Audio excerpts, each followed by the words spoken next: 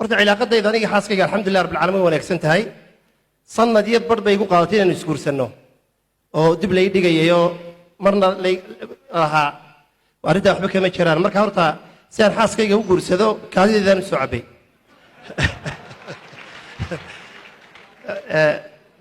laba qof waa aad isugu fiican banay alxamdulilah rabbil caalamiin imika ugu dambe mayd maxaa ugu dambeeyay baa kaa la sii sido karoonuhu markuu dhacayna labada qof ingiriiskanu joognayo dee guri baa nagu xidhay markaa jacaylkaygu zaa'id buu noqday xaqiiqatan markaa ilimka soo baxayey iyadana daaqad guriga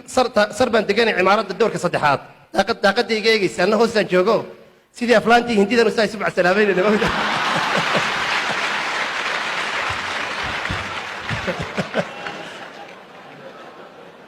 mar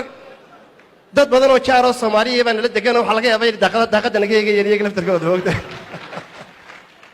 sidaan u socday shandadii baan kala gurayo sidaan sidaa u lahaayaan mashquulsanaa baan madaxa ku dhuftay gidaar agtayda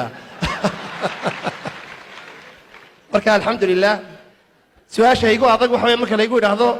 imsa xaas baad leedahay ayaa la yiraahdaa xaas kaliya markaasuu yiraahdaa maad labayn markaasaan sidii qof ooyaya adeertaan dirqiya la ku guursaday mid labaad ma karayo adeer iga tahay oday baa igu yidhi adeer imsa xaas baad leedahay markaasaan ku yidhi mid markaasuu yidhi adeer xagga caafimaadka ma dhibaataa jirtaa markaasaan ku yidhi may waan fiicanahay libaax baan ahay libaax matiida bisad baa tahay buu yidhi marka alxamdulilah aad baan isugu wanaagsannahay iyana way dhegaysanaysaa baa laga yaabaa habi bay tahay caajiya waa keligaa weeyaan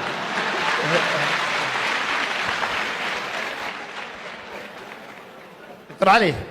ما شاء الله ولي waxaa ku caawinaya microphone-kaaga waa microphone caswi marka u taagaysa ku arkaysa xajiid ما شاء الله جزاه الله خيرا soo duceeyay إلى إذن بركة بارك الله فيك معالي الدكتور ومهسن أضحك الله سنة سؤال شكل waxaan u gudbayaa